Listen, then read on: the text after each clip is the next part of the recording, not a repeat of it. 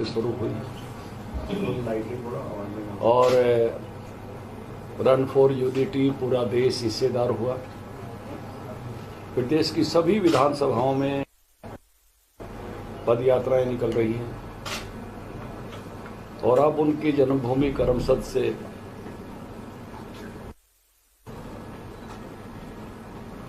यात्रा निकलकर आनंद, नर्मदा, वडोदरा ये जिले कवर करेगी और जो है स्टैच्यू ऑफ यूनिटी पर पहुंचेगी।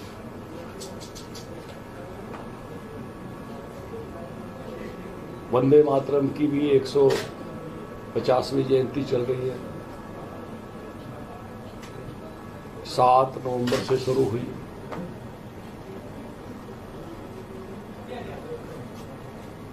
और बिरसा मुंडा जी की भी 150वीं जयंती चल रही है। 15 नवंबर से शुरू हुई, जिसको हम कहते हैं कि देश निर्माण और अपनी नई पीढ़ी को उस इतिहास से कनेक्ट करना, उस इतिहास से जोड़ना, जो विशेष तौर से आजादी के समय में घटित हुआ है। सरदार वल्लभ भाई पटेल ने इस देश का जो पॉलिटिकल मैप आज हम देखते हैं, हम ये मानते हैं कि कल्चरली भारत बहुत पुराना देश है। हिमालय से आसेतु, हिमालय से समुद्र तक, सोमनाथ से लेकर अरुणाचल प्रदेश तक, अंडमान निकोबार द्वीप समूह, लक्षद्वीप तक, लेकिन एक पॉलिटिकल इकाई नहीं रहा। जब ब्रिटिशर्स यहाँ से गए तो जो उनके हाथ में जो जमीन थी उसके 2 हिस्से किए, भारत पाकिस्तान के रूप में, और 562 रियासतों को खुला छोड़ दिया। आप चाहे भारत में शामिल हो, चाहे पाकिस्तान में शामिल हो, चाहे आज़ाद देश बन जाए। मुझे सौभाग्य से उस तत्कालीन मुख्यमंत्री, वर्तमान प्रधानमंत्री आदरणीय नरेंद्र मोदी जी ने स्टैच्यू ऑफ यूनिटी का पूरे देश का लोहा और मिट्टी इकट्ठा करने का काम सौंपा था। और उसके नाते जब मैं देश के भिन्न भिन्न हिस्सों में गया तो कुछ ऐसी घटनाएं हैं जिनकी स्मृति बहुत भाव-विभोर करती है। जब मैं हैदराबाद इस काम के लिए गया तो हैदराबाद के लोगों ने कहा कि धनखड़ जी, आज आप यहाँ आए हो, अगर सरदार वल्लभ भाई पटेल नहीं होते तो आपको पासपोर्ट और वीजा लेकर आना पड़ता। हम 15 अगस्त 1947 को आजाद नहीं हुए। जब 15 अगस्त 1947 को देश की आजादी झंडा फहराया और हमने यहाँ तो हम पर घोड़ा पुलिस छोड़ी गई थी, हमको जेलों में बंद किया था, हमारे डब्बे छीनकर फेंक गए थे गलियों में। हम 17 सितंबर 1948 को आजाद हुए सरदार वल्लभ भाई पटेल के कारण से।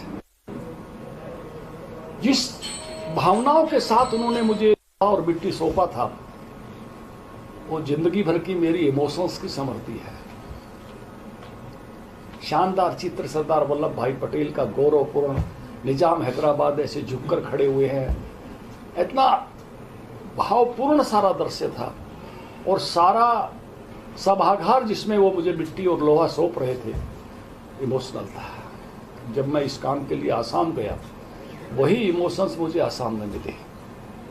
असम के लोगों ने कहा, अगर लोकप्रिय गोपीनाथ बारदोलई और सरदार पटेल नहीं होते तो हम भारत का हिस्सा नहीं होते।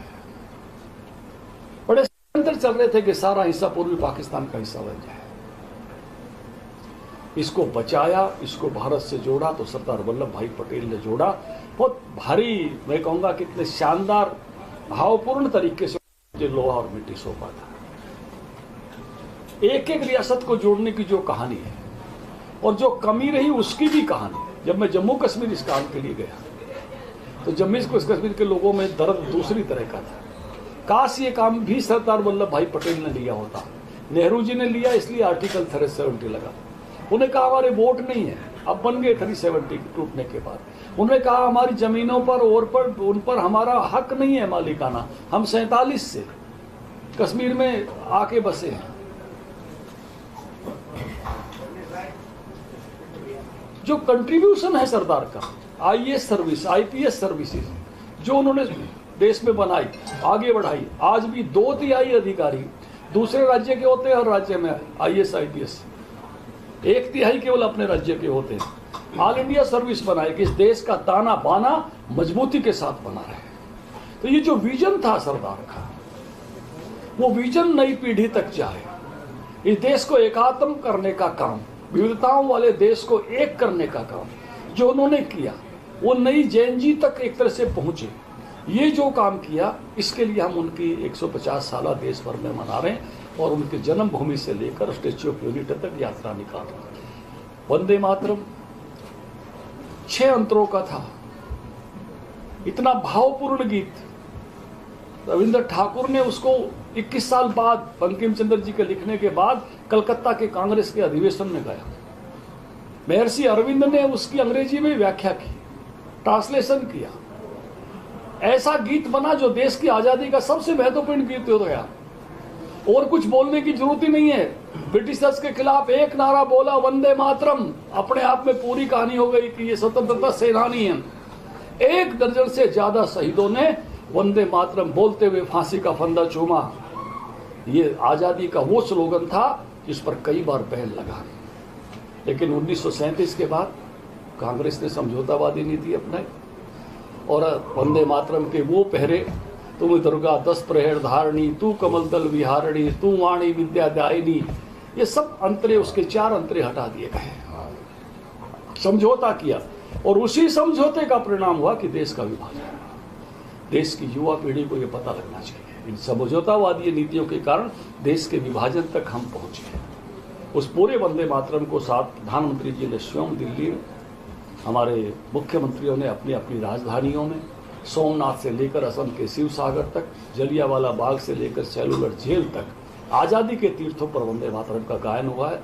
सब स्कूल कॉलेजों में चल रहा है। 26 नवंबर संविधान दिवस तक ये चलने वाला है। बिरसा मुंडा, जिनको आदिवासियों ने धरती का पिता कहा, आज भगवान बिरसा मुंडा 25 साल की उम्र थी, उतने में चले ही गए 25 में।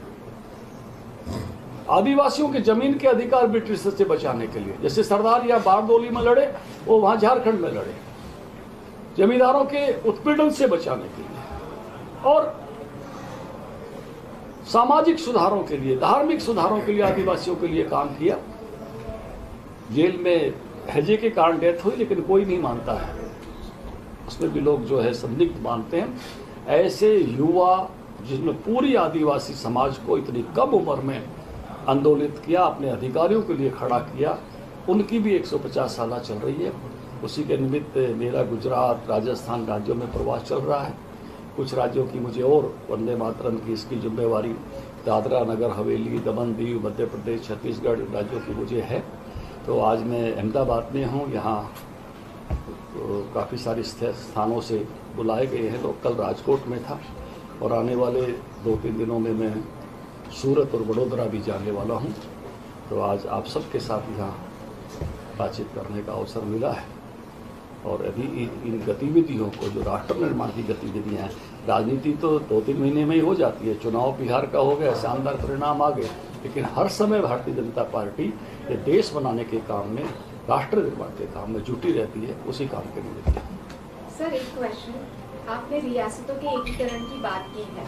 आपने कहा पंडित जवाहरलाल नेहरू की जगह यदि सरदार वल्लभ भाई पटेल होते तो कश्मीर के पक्ष में भी आज एकीकरण आता।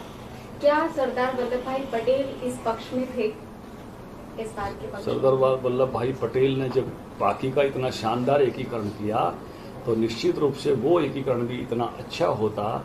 यही दर्द कश्मीरियों के मन में था, जिस दर्द का निदान अभी आर्टिकल 370 खत्म करने के बाद वर्तमान प्रधानमंत्री नरेंद्र मोदी जी और गृह मंत्री अमित शाह जी ने किया है।